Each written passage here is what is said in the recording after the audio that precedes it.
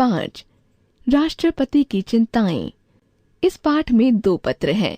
ये दोनों ही पत्र भारत के पहले राष्ट्रपति डॉक्टर राजेंद्र प्रसाद ने देश के प्रति अपनी चिंताएं व्यक्त करते हुए लिखे थे। पहला पत्र तत्कालीन खाद्य एवं कृषि मंत्री के.एम. मुंशी को लिखा, जिसमें उदयपुर क्षेत्र में खाद्य की स्थिति पर चर्चा की।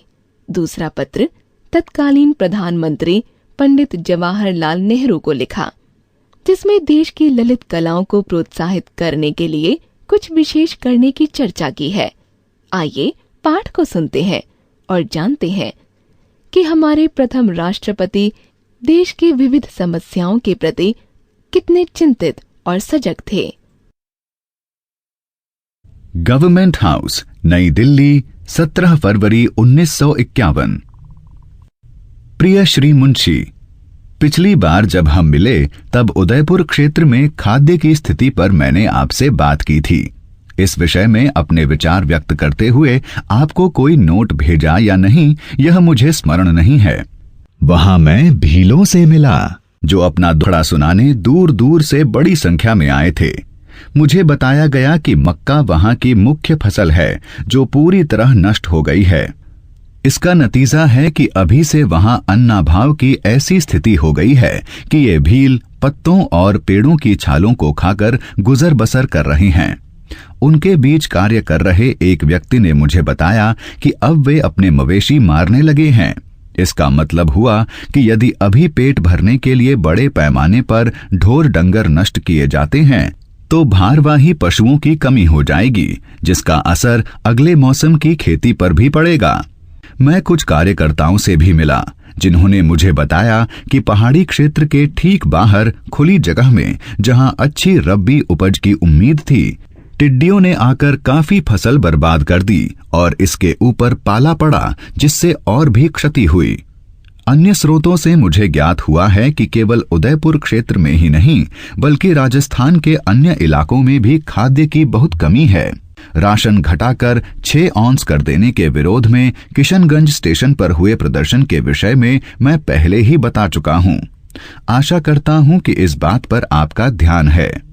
यह सब मैं आपको उलझन या परेशानी में डालने के लिए नहीं, बल्कि जो स्थिति मैंने देखी उसकी जानकारी देने के लिए लिख रहा हूं, ताकि विशेषकर उन क्षेत्रों में जहां के लोग अन्य इलाकों के वासियों की भांति मुखर नहीं है, राहत पहुंचाने के लिए जो कुछ संभव है आप कर सकें। आपका राजेंद्र प्रसाद। माननीय श्री के.एम. मुंशी, खाद्य एवं कृषि मंत्री, भारत। ललित कलाएं बचानी होंगी। राष्ट्रपति भवन, नई दिल्ली, 28 अक्टूबर 1951। प्रिय जवाहरलाल जी, कुछ दिनों से मैं इस बात पर विचार कर रहा हूं कि किस प्रकार हम अपने देश की ललित कलाओं, संगीत, चित्रकला इत्यादि को बढ़ावा दे सकते हैं। पहले भारतीय रजवाड़े तथा कुछ बड़े जमींदार कुछ ऐसे कलाकारों को अपने दरबार में स्थान देकर इनका भरण पोषण करते थे। यद्यपि इस व्यवस्था का दुरुपयोग भी होता था, फिर भी कुल मिलाकर यह कलाकारों को प्रोत्साहन देने का काम करता था। अब जबकि रजवाड़े और जमींदारियां सब खत्म हैं, कलाकारों के भरण पोषण का यह स्रोत समाप्त हो जाएगा और एक खालीपन बन जाएगा, जिसे मेरी समझ से कुछ हद तक हम भर सकते हैं। मेरा विचार है कि प्रतिवर्ष उत्कृष्ट कलाकारों को अखिल भारतीय मेडल, खिलअत तथा कुछ नगद के रूप में पुरस्कार देने की प्रथा आरंभ करना उचित होगा। ये प्रतियोगिताएं हम विभिन्न राज्यों में प्रारंभ कर सकते हैं।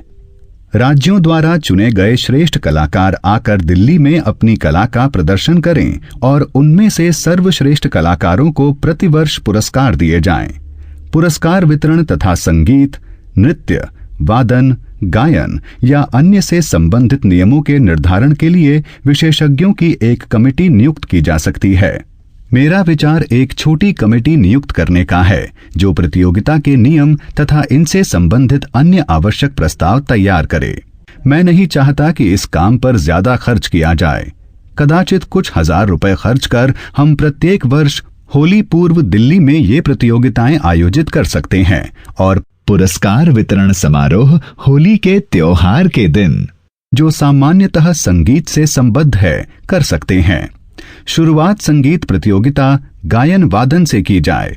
बाद में अन्य कलाओं, नृत्य इत्यादि तथा चित्रकारी को भी इसमें शामिल किया जा सकता है। संप्रति खेल प्रतियोगिताओं के लिए अनेक ट्रॉफियां हैं। राज्य स्तरीय तथा ओलंपिक खेल प्रतियोगिताएं भी होती हैं। मैं चाहता हूं कि ललित कलाओं के लिए भी कुछ इसी प्रकार की परंपरा विकसित की जाए। प्रथम पुरस्कार वितरण आगामी होली के अवसर, जो मार्च माह में किसी दिन है, पर किया जा सकता है। यदि आप सहमत हों तो कार्यक्रम तथा प्रतियोगिता के नियम इत्यादि तैयार करने हेतु एक कमेटी के सदस्यों के नामों पर मैं विचार कर सकता हूं। मेरा इरादा था कि कल जब हम मिलें तो मैं इस विषय में आपसे बात करूं, लेकिन मैंने सोचा कि इससे पूर्व मैं आपको इसका कुछ अंदाज दे दूं और फिर आप आएं तो आपसे इस पर विचार विमर्श करूं। आपका राजेंद्र प्रसाद। माननीय पंडित जवाहरलाल नेहरू, प्रधानमंत्री, भारत, नई दिल्ली।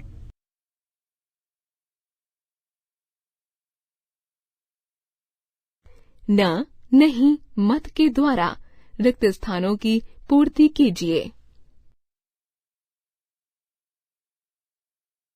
प्रत्यय युक्त और उपसर्ग युक्त शब्दों को अलग अलग कर सूची बनाइए।